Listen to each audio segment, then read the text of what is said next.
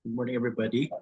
Let's start our lecture in the module 3 on the synthesis of new elements. At the end of this lesson, we will be exploring the following item. Number one is you need to explain how the concept of atomic number led to the synthesis of new elements. Therefore, you need to be familiarized on the different composition in the periodic table of elements since you have already familiarized yourselves about the atomic number, atomic symbol, and atomic mass. And the second one is to analyze the nuclear reactions involved in the synthesis of new elements. As I've mentioned yesterday, nuclear reactions involves the ability of an atom that is a highly reactive or highly flammable elements.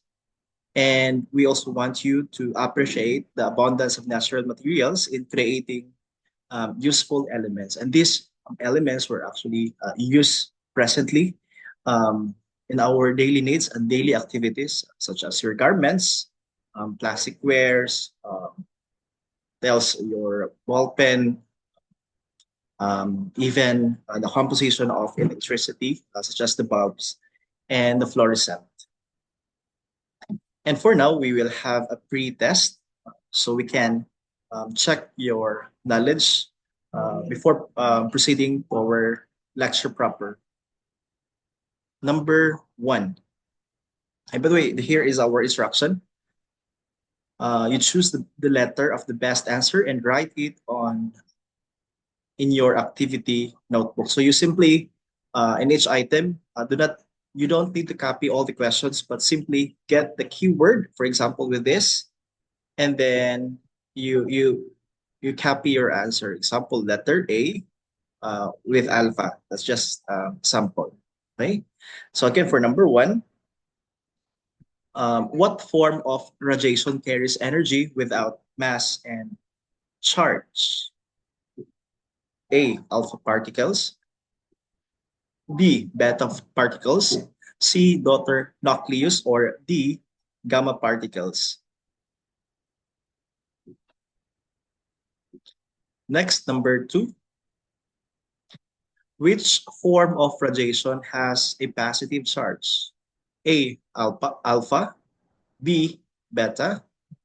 C, gamma. Or D, epsilon. Number three.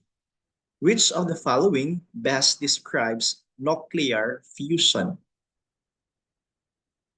A, the process where two light nuclei combine releasing huge amount of energy. Letter B, the splitting of a heavy unstable nucleus into two lighter nuclei. Letter C, the bombarding of electrons. Or letter D, the explosion. And number four, how many synthetic elements are listed in the periodic table of elements? A, 18, B, 21, C, 23, or letter D, 24. And number five, which among the following has an extensive array of applications, especially in nuclear medicine? A, lithium. B, meitnerium. C, plutonium. Or D, technetium. Please finalize your answers and we will be checking your work. Let's proceed. Let's just have a recap. Our journey on the formation of heavier elements was indeed mind-blowing. It will always remind us that each of us is a star on our own right. After all, we have within the core of our existence the elements given off by once long dead stars in the universe. And now let us recall the key players on how the elements were laid down on the periodic table of elements. To recall, We have here a different sets of um, symbols. No, we have here X, the A, and then the Z. Letter A represents your mass number, or that is mass number or atomic mass. Atomic mass or the mass number can be calculated by the number of protons and neutrons in atoms. So simply, mass number is equals to the number of protons plus neutron in an atom. However, for letter Z, it represents the atomic number or the number of protons in an atom. So if, for example, if the atomic number of carbon is 6, that is its proton. Atomic number is equals to the proton in an atom. And lastly, your X or the atomic symbol is an abbreviation used to represent atoms in chemical formulas. And in here, we have sets of example.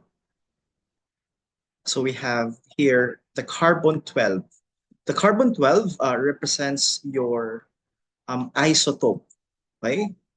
And simply getting the number of protons, no? So sa ito ang number of protons, it's the atomic number. So what is the atomic number of carbon? That is 6, right? So therefore, your atomic number is equivalent to Z, right? Or 6. And further, your neutron.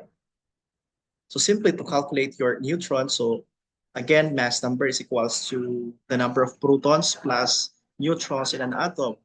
So we simply transpose the formula, no? So neutrons is equals to the mass number minus the number of proton. Therefore, we simply subtract your 12 and 6 to get the number of neutrons. So 12 minus 6 is 6. That is your neutron. So simply, your atomic number is 6 and your atomic mass is 12. I will also be showing to you next video tutorial on in calculating mass number, atomic number, electrons in an atom. So please watch the video. To continue, we also need to examine the diagram from your left. No? It illustrates an atom's subatomic particles, namely the protons, which has a charge of positive. Your neutron has a charge of 0, and your electron has a charge of negative. So how do we determine their quantity in a certain element? So please see the example below and flex your arms thereafter. So in this figure 1, so let's try to solve this. How about isotope 13 carbon? So now please try solving this in 5 minutes. Simply calculate the number of proton, number of neutrons, the atomic number, and its atomic mass. Go ahead.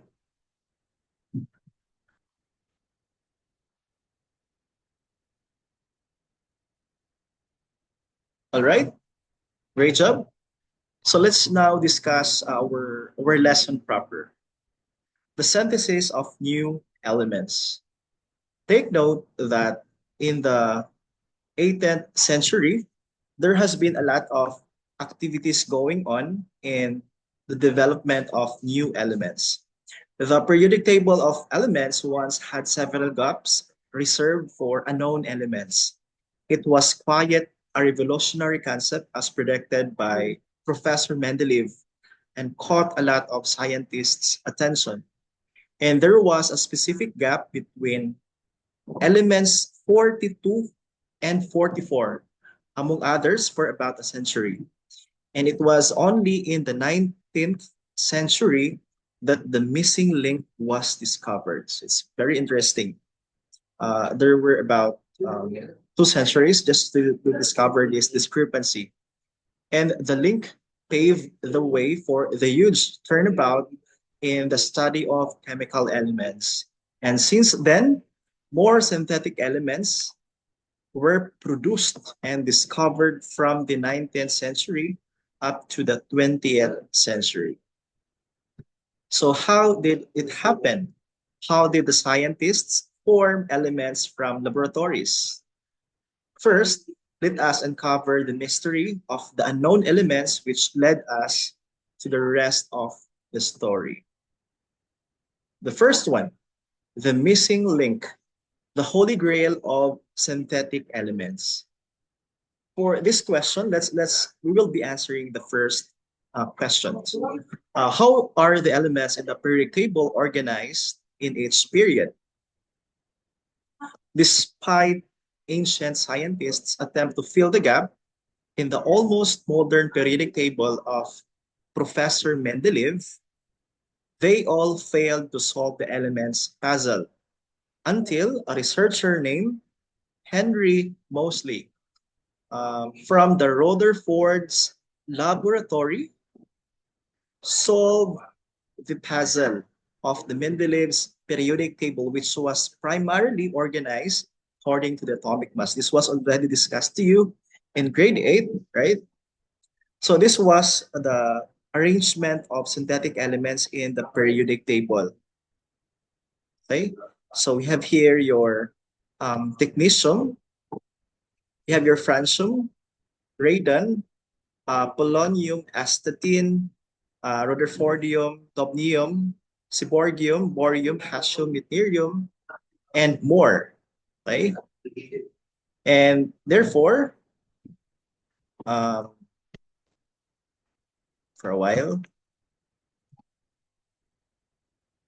Sir Moseley discovered that the properties of elements vary periodically with the atomic number and not with the atomic weight.